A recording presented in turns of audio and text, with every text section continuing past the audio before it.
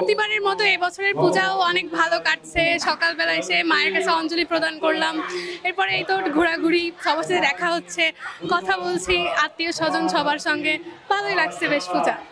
এই বছর মায়ের কাছে প্রত্যাশা হচ্ছে সারা বছর যেন আমরা ভালোভাবে নিজের জীবনটাকে সুন্দরভাবে কাটাতে পারি।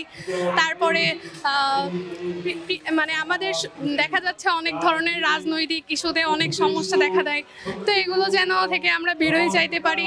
মার কাছে এটাই আমাদের চাওয়া, সবাই ভালো রাখুক, সুস্থ থাকতে পারি, সুস্থ পরিবেশে আমরা জীবনযাপন করতে পারি, এটাই আশা।